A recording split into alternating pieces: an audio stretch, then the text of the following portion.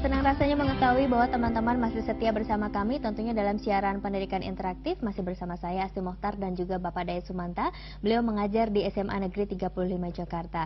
Bagi teman-teman yang baru saja bergabung, kami informasikan masih terbuka kesempatan untuk kamu semua mengajukan pertanyaan kepada Pak Dayat, tentunya dengan cara menelpon line telepon bebas pulsa kami melalui SMS dan juga melalui Facebook. Dan diinformasikan bagi teman-teman yang saat ini tidak bisa menyaksikan siaran pendidikan interaktif langsung melalui layar televisi, teman-teman bisa menyaksikannya dengan cara live streaming dan juga tetap mendapatkan soal-soal yang akan dibahas di kesempatan kali ini dengan cara mendownload video on demand di tve.kemdikbud.go.id.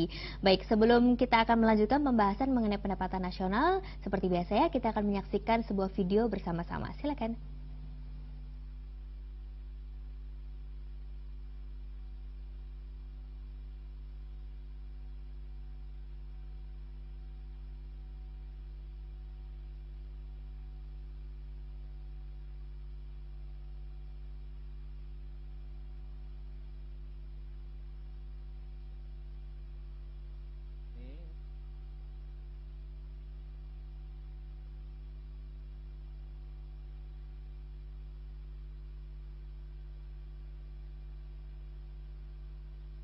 Contoh yang bisa berpengaruh dalam pendapatan nasional. Kalau tadi sebelum break pada segmen 1, Pak Dayat, kita sudah akan masuk mengenai rumus ya. Waduh, mulai hitung-hitungan nih. Ya sebetulnya nggak susah juga sih. Nggak susah juga ya, karena pastinya sudah ada rumus, sudah ada jalan-jalan yang akan diberitahu. Silakan Pak Dayat, kita langsung masuk. Kita lihat rumus dan komponen metode pengeluaran untuk menghitung pendapatan nasional. Baik. Tadi sudah disinggung-singgung bahwa pendapatan nasional bruto yang merupakan hasil dari perhitungan pendapatan nasional dengan menggunakan metode pengeluaran diperoleh dari pengeluaran para pelaku ekonomi. Siapa itu para pelaku ekonomi itu? Nah, ini kita lihat. Nah, pelaku ekonomi ada 4. Yang pertama, rumah tangga konsumen. Pengeluarannya disebut konsumsi, lambangnya C. Nah, kemudian rumah tangga produsen, pengeluarannya disebut investasi, lambangnya I besar, jangan sampai tertukar dengan I kecil, karena I kecil nanti lambangnya beda lagi. Kemudian pengeluaran pemerintah, ini lambangnya G. Nah, ini singkatan dari government expenditure.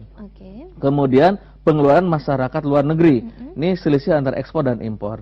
Nah, dari lambang-lambang inilah maka akan memunculkan rumus PNB sama dengan C ditambah I ditambah G ditambah selisih antara ekspor dan impor. Nah, ini rumusnya.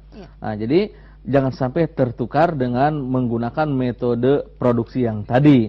Ya, ini yang kedua, metode pengeluaran. Nah, yang ketiga dengan menggunakan metode pendapatan. Dengan menggunakan metode pendapatan, pendapatan nasional adalah seluruh pendapatan yang diterima pemilik faktor produksi. Pemilik faktor produksi. Ingat dulu faktor produksi itu ada 4. Ada alam, tenaga kerja, modal, dan skill. Berarti pemilik alam dia akan menerima balas jasa. Pemilik modal menerima balas jasa. Kemudian begitu juga pemilik keahlian dia akan menerima balas jasa. Nah, balas jasa itulah yang akan berpengaruh terhadap pendapatan nasional dengan metode pendapatan. Nah, yang pertama, pemilik alam, dia akan menerima balas jasa berupa sewa. Pemilik tenaga kerja, dia menerima balas jasa berupa upah. Kemudian pemilik modal, dia menerima balas jasa berupa bunga. Dan pemilik keahlian, dia menerima balas jasa berupa laba. Inilah nanti yang akan berpengaruh terhadap pendapatan nasional dengan pendekatan pendapatan. Nah, dengan pendekatan pendapatan ini, pendapatan nasional sering disebut dengan pendapatan nasional atau national income. Nah, dari penjelasan ini lebih simpel lagi dengan menggunakan rumus. Nah, pendapatan nasional diperoleh dari R ditambah W tambah I tambah P. Apa itu R? Nah, singkatan dari sewa tadi yang sudah kita singgung-singgung. Nah, pemilik alam akan menerima sewa. Nah, sewa ini lambangnya R, singkatan dari rent. Nah, ini sewa. Kemudian tenaga kerja, pemilik tenaga kerja, dia akan menerima balas jasa berupa upah, lambangnya W, singkatan dari wage. Nah, kemudian pemilik modal, dia menerima bunga modal. Nah, ini tadi yang disebut-sebut, jangan tertukar dengan I kecil. Nah, ini I kecil. I kecilnya adalah interest. Interest. Hitungannya bisa jadi salah ya, Pak? Bisa jadi salah, makanya hati-hati. Lalu pemilik skill atau keahlian atau kewirausahaan, dia menerima balas jasa, yang itu lambangnya P kecil, profit, singkatan dari profit.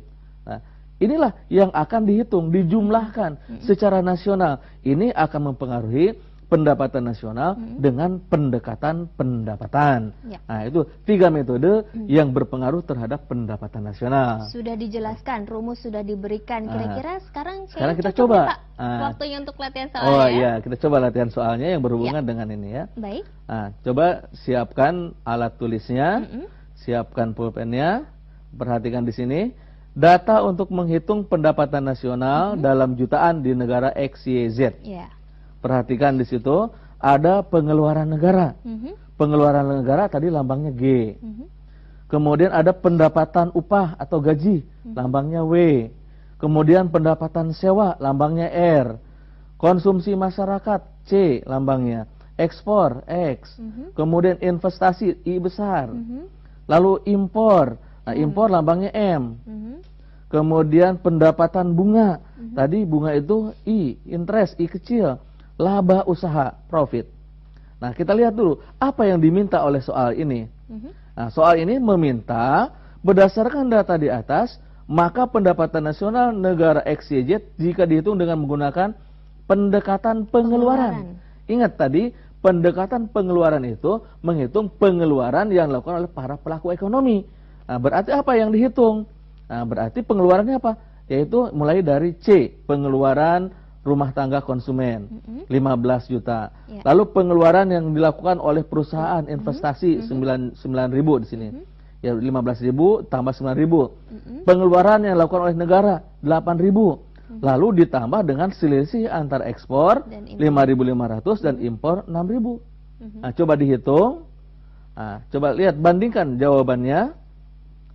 Udah dihitung. Nah, apakah jawabannya D? Nah, sama atau tidak nah, nih ya? Kalau sama berarti benar. Iya. Nah, kita cocokkan di sini cara perhitungannya nih tadi. Nah, ini C konsumsi ditambah investasi ditambah pengeluaran pemerintah government expenditure ditambah selisih antara ekspor dan impor. Iya. Ternyata hasilnya 31.500.000 atau ini dalam jutaan. Iya. Ya. Itu contoh perhitungan pendapatan nasional dengan menggunakan 3 metode. Baik. Nah, tergantung nanti dalam soal yang mana yang dipakai. Yang mana yang akan ditanyakan ya. Oke, sebelum dilanjutkan saya ingin mengingatkan bahwa masih ada waktu kesempatan untuk kamu semua langsung bertanya kepada Bapak Dayat Sumanta. Tentunya dengan mata pelajaran ekonomi diperuntukkan untuk teman-teman yang berada di sekolah menengah atas bisa melalui line telepon Bebas Pulsa, SMS dan juga Facebook. Kebetulan sekali Pak Dayat kita sudah ada pertanyaan kali ini melalui SMS dari nomor 08192256 sekian dengan pertanyaan apakah pemberlakuan harga produk yang berbeda di setiap daerah dapat mempengaruhi penghitungan pendapatan nasional, Pak? Ya, kita lihat kalau dilihat daerah kan ada pendapatan daerah. Baik. Kan ada istilahnya sekarang itu pendapatan asli daerah, ada juga pendapatan nasional.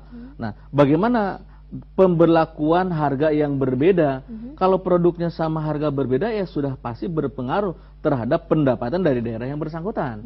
Apabila pendapatan dari daerah yang bersangkutan berbeda-beda, tapi kalau digabung itu akan menjadi pendapatan nasional. Nah, apakah mempengaruhi pendapatan nasional? Ya jelas berpengaruh.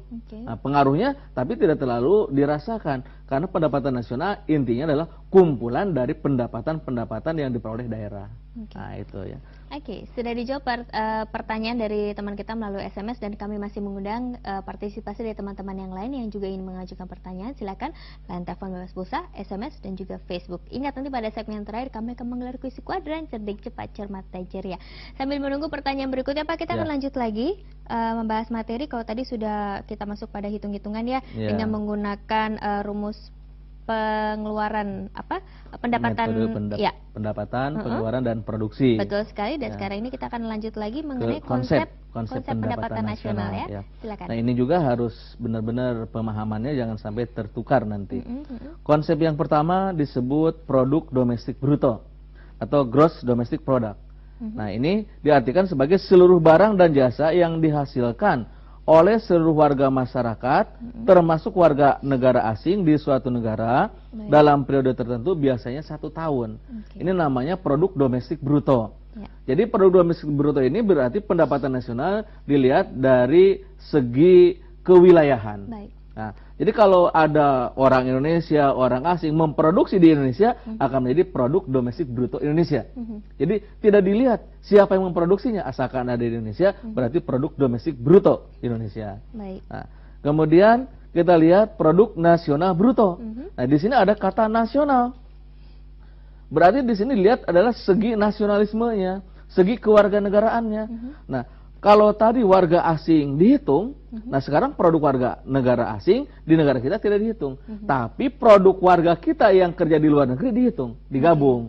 Nah, ini akan menjadi produk nasional bruto. Nah, ini bisa dicari dengan rumus GNP sama dengan Gross Domestic Product ditambah atau dikurangi. Hati-hati ini. Di buku-buku tertentu banyaknya dikurangi. Dengan mengurangi berarti itu tandanya orang yang bersangkutan menjadi inferior. Tidak yakin dengan kemampuan bangsanya. Makanya di sini bisa tambah, bisa kurang. Kapan tambah berlaku? Tambah akan berlaku apabila produk warga kita di luar negeri lebih banyak daripada produk asing di negara kita. Tanda min, tanda kurang akan berlaku apabila produk warga negara asing di kita lebih banyak daripada produk warga kita di luar negeri. Nih, produk neto terhadap luar negeri. Apa itu produk neto terhadap luar negeri? Yaitu selisih antara produk neto, selisih antara produk warga negara di luar negeri dikurangi produk warga negara yang ada di dalam negeri. Itu. Berikutnya yang ketiga, produk nasional neto, produk nasional bersih atau net national income. Itu diperoleh dari gross national product dikurangi dengan penyusutan dan penggantian barang modal.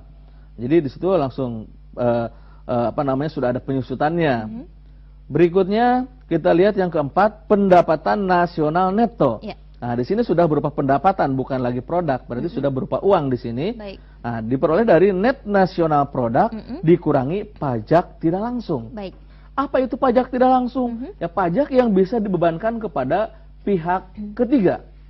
Nah, contoh, kalau kita makan misalnya di restoran, berarti harusnya kan yang bayar pajak itu penjualnya. Nyatanya yang bayar siapa? Yang bayar yang beli. Nah, itu namanya pajak tidak langsung. Bisa dilimpahkan kepada pihak lain. Baik, sebelum kita masuk pada poin selanjutnya ya, Pak Dayat, kita akan menerima pertanyaan kembali, kali ini melalui Facebook dari Fandi. Bertanya, apakah perbedaan pajak langsung dan tidak langsung? Nah, ini pas berarti pas, ya? Kita bahas ya. Betul. Pas yang kita bahas. Pajak langsung berarti pajak yang langsung dibayar oleh si wajib pajaknya. Contoh, Mbak Asi punya penghasilan, maka harus bayar pajak. Kenapa bayar pajak? Karena punya penghasilan. Itu namanya pajak langsung. Tidak bisa Mbak Asi punya penghasilan, saya yang bayar pajak. Nggak bisa. Nah, itu pajak langsung namanya. Begitupun pajak kendaraan bermotor. Siapa yang punya kendaraan bermotor harus bayar pajak, karena pajak langsung. Beda dengan pajak tidak langsung tadi. Kalau kita jajan di restoran atau di rumah makan, namanya ada pajak penjualan, PPN, kemudian ada pajak pertambahan nilai. Harusnya kan yang bayar yang jualan. Tapi nyatanya pajak penjualan ini dilimpahkan kepada si konsumen. Itu namanya pajak tidak langsung. Jadi dipindahkan kepada pihak ketiga. Itu perbedaannya. Ya, pertanyaan dari Fandi melalui Facebook sudah dijawab oleh Pak Dayat, dan kami masih mengundang partisipasi dari teman-teman yang lain.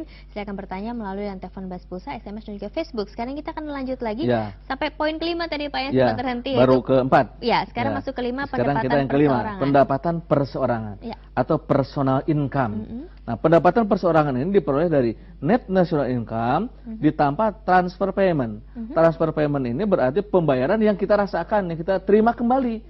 Misalnya kita bayar pajak dari pemerintah, kita dapat apa? Misalnya perbaikan jalan, jembatan dan lain-lainnya.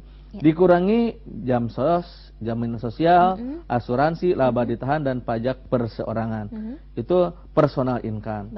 Lalu ada lagi yang namanya pendapatan bebas atau disposable income. Disposable income ini adalah pendapatan perseorangan, personal income dikurangi pajak langsung. Pajak langsung.